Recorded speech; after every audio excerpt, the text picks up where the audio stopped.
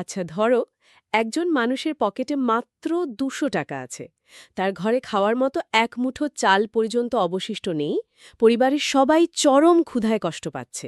হুম, একেবারে যাকে বলে দেওয়ালে ফিট থেকে যাওয়া অবস্থা।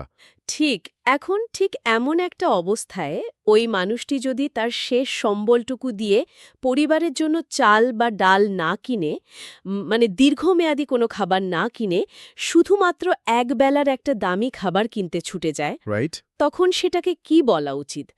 সাধারণ যুক্তিতে তো মনে হবে এটা চূড়ান্ত বোকামি বা চরম দায়িত্বহীনতা, তাই না? হ্যাঁ, যে কোনো সাধারণ মানুষ তো সেটাই বলবে।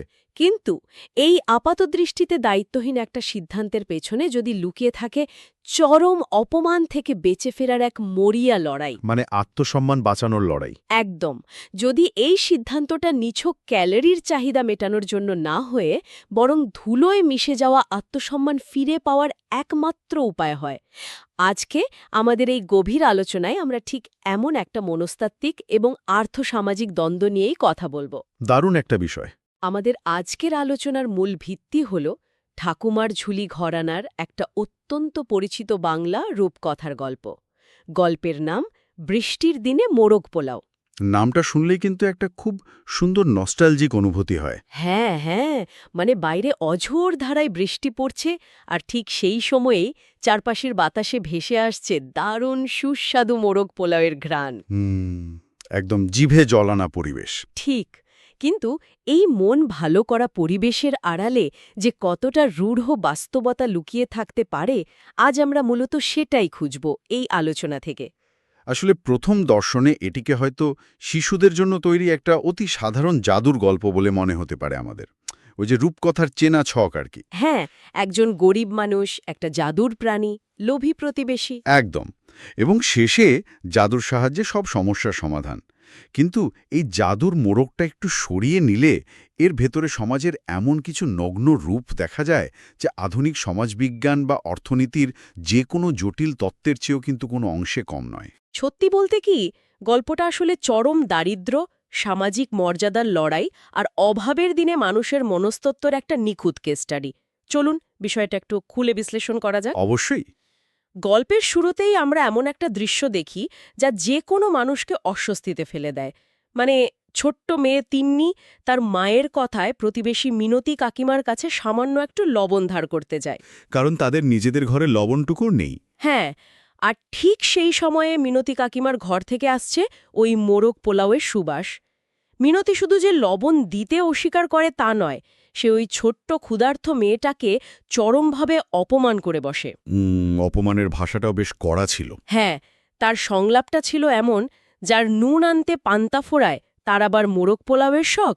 এই যে লবণের মতো একটা অতি সাধারণ মৌলিক চাহিদার সাথে মোরগ পোলাওয়ের মতো বিলাসবহুল খাবারের তুলনা। এটা কিন্তু আধুনিক সমাজের স্ট্যাটাস অ্যাংজাইটি বা সামাজিক মর্যাদার লড়াইয়ের একটা বিরাট প্রতীক। রাইট, মানে এখানে লবণ হলো নিছক বেঁচে থাকার সংগ্রাম, আর মোরগ পোলা হলো সেই সামাজিক অহংকার যা দিয়ে অন্যকে ছোট করা যায়।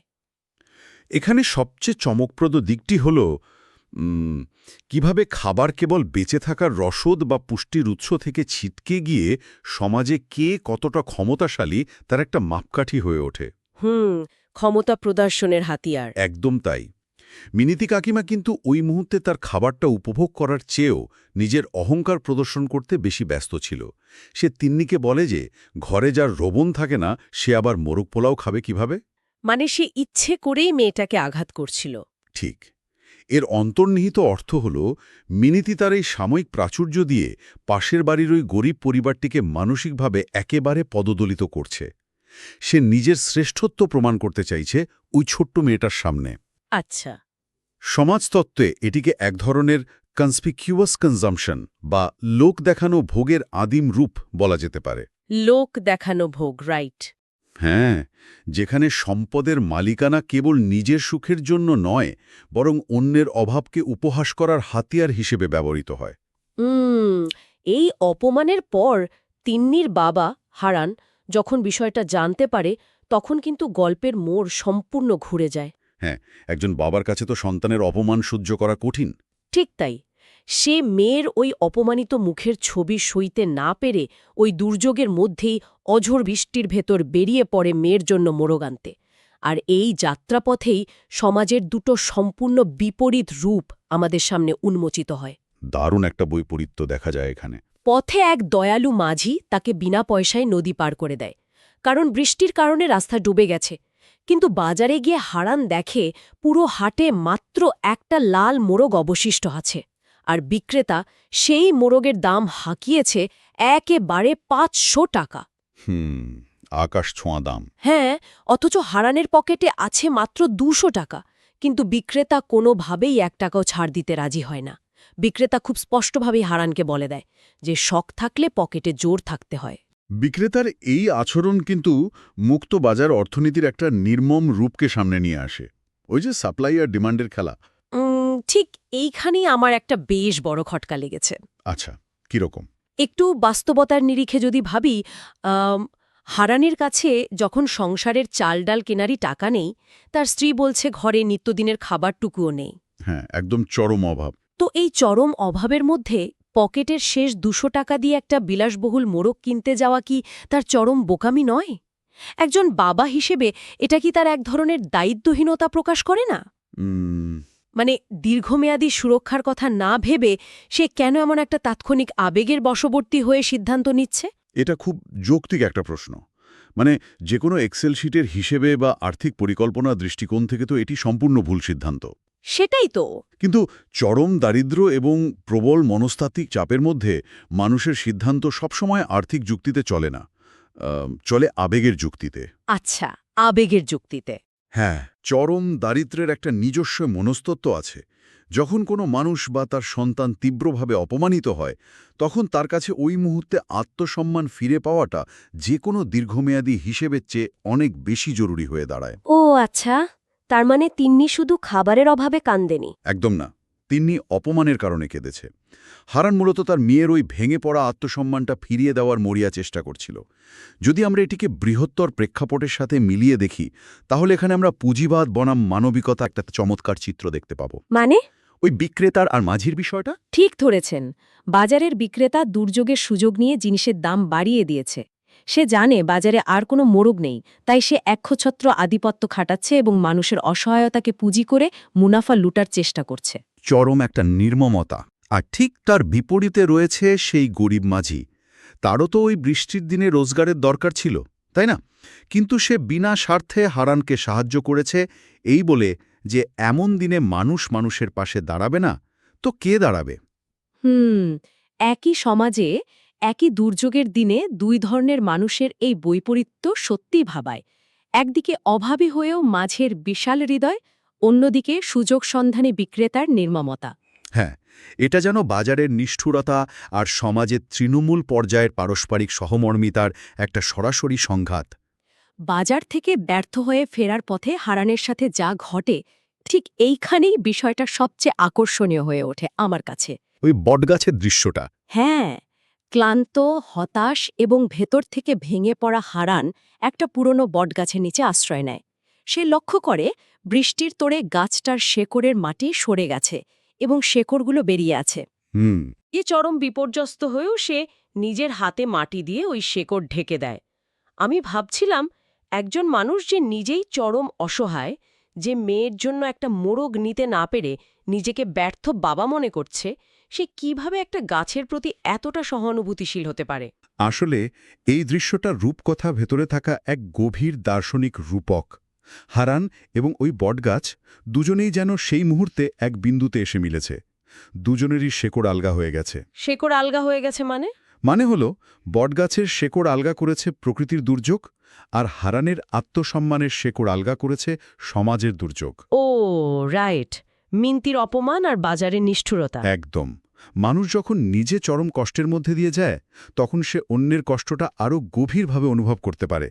হারান হয়তো অবচেতনভাবেই নিজের ভেঙে পড়া সত্তাকে ওই গাছের শেকড়ের সাথে মেলাতে পেরেছিল। কি অদ্ভুত সুন্দর একটা ভাবনা, তাই না? হ্যাঁ, আমি নিঃস্বার্থ কাজটির প্রতিদানেই তো গাছের বুড়ো ভূত বা ওই গাছের অতীন্দ্রিয় সত্তা তাকে ভবিষ্যতে সাহায্যের প্রতিশ্রুতি দেয়। কিন্তু হারানের দুর্ভাগ্য তখনও শেষ হয়নি। না, মোটেও শেষ হয়নি। সে বাড়ি ফেরার পথে খেয়ালই করে না যে তার কোমরে গোজা জমানো টাকার পুটলিটি হারিয়ে গেছে। পরিস্থিতি কতটা ভয়াবহ হতে পারে এটা তার একটা চরম দৃষ্টান্ত।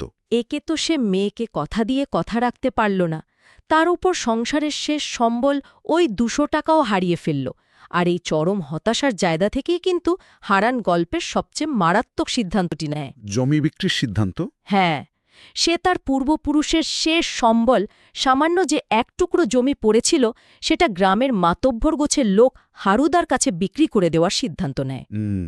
সে তার স্ত্রীকে বলে যে এই জমি বিক্রি করে অন্তত একবার তিন্নিকে পেট ভরে মোরগ পোলাও খাওয়াবে আর মিনতি দিদির অপমানের বোঝাটা কিছুটা হলেও হালকা করবে।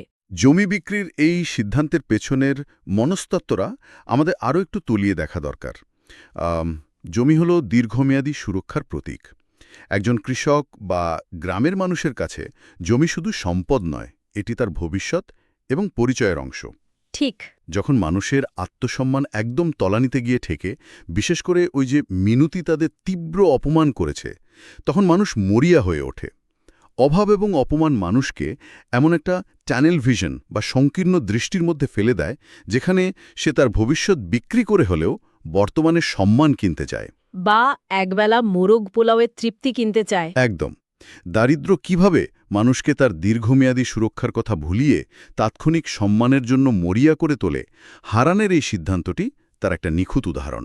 আর ঠিক এই সুযোগটাই কিন্তু নেয় হারুদা নামের ওই চরিত্রটা। হারুদার মতো চরিত্রগুলো সমাজে সবসময় ওত পেতে থাকে অন্যের অসহায়ত্বের সুযোগ নেওয়ার জন্য। হ্যাঁ, সুযোগ সন্ধানী শকুন বলা যায় এদের। সে সুযোগ বুঝে হারানকে বলে যে আমি ন্যায্য দামে তোমার ওই জমিটা কিনে নেব। অসহায় মানুষের জমি সস্তায় হাতিয়ে নেওয়ার এই চিরাচরিত পায়তারা প্রমাণ করে যে হারান শুধু মিনতির কাছে সামাজিক মর্যাদায় হারছে না, সে হারুদার কাছে অর্থনৈতিকভাবেও তার শেষ পায়ের তলার মাটিটুকু হারাচ্ছে। রাইট। যাই হোক, রাতে জমিটা শেষবারের মতো দেখতে গেলে সেই বুড়ো ভূতের সাথে হারানের আবার দেখা হয়, এবং এখানেই গল্পের সেই রূপকথার উপাদান বা বলতে গেলে ম্যাজিকের প্রবেশ ঘটে। হ্যাঁ, ভূত তাকে একটা জাদুর মাটির মোড়ক দেয়। কিন্তু যে কোনো সাধারণ জাদুর গল্পের মতো এটি বিনা শর্তে পাওয়া কোনো ধন নয়। জাদুর সাথে একটা অত্যন্ত কঠিন শর্ত জুড়ে দেওয়া হয়। এই শর্তটা কিন্তু একটা অত্যন্ত গুরুত্বপূর্ণ প্রশ্ন তুলে ধরে। শর্তটা ছিল এই জাদুর মাধ্যমে পাওয়া সম্পদ হারানকে অবশ্যই গ্রামের গরিবদের সাথে ভাগ করে নিতে হবে, সে একা ভোগ করতে পারবে না। সাধারণত রূপকথার গল্পগুলোতে নায়ক গুপ্তধন পায় এবং রাতারাতি বড়লোক হয়ে নিজে প্রাসাদে বসবাস শুরু করে, তাই না? হ্যাঁ, নিজের আখের গুছিয়ে নেয়। কিন্তু এখানে জাদুর মূল শক্তিটাই নিহিত রয়েছে সম্পদের সমবণ্টনের মধ্যে।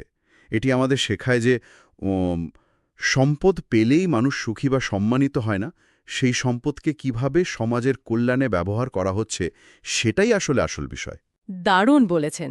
তো পরের দিন সকালে সেই মাটির মোড়ক থেকে অসংখ্য জ্যান্ত মোড়ক তৈরি হয়। হারানের পুরো বাড়ি মোড়গে ভরে যায়, আর এই খবর তো খুব দ্রুত ছড়িয়ে পড়ে। হ্যাঁ, গ্রামে তো খবর বেশি গোপন থাকে না। আর ওই অহংকারী মিনতি কাকিমা কিন্তু ঠিকই রাতে চুপিসারে একটা মোড়ক চুরি করতে আসে। ভাবলে অবাক হতে হয়, আগের দিনই যে নারী মোড়ক পোলাও খেয়েছে এবং সেটা নিয়ে এত অহংকার দেখিয়েছে, সেই কিনা পরের দিন অন্যের সম্পদ দেখে চোরের স্তরে নেমে এলো। ঠিক তাই। মিনতির এই চুরি করতে আসার বিষয়টা মানুষের অন্তহীন লোভের একটা ক্লাসিক উদাহরণ। তার নিজের তো কোনো অভাব ছিল না, কিন্তু সমস্যা হলো তার অহংকারটা টিকে ছিল হারানের অভাবের ওপর ভিত্তি করে।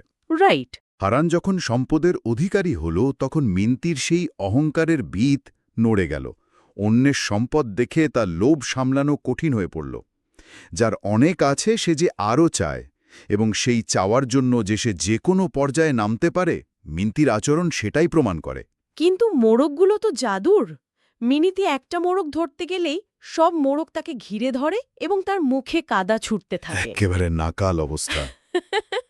হ্যাঁ, মিনিতি রীতিমতো নাকাল হয়ে হারানের কাছে ক্ষমা চায়।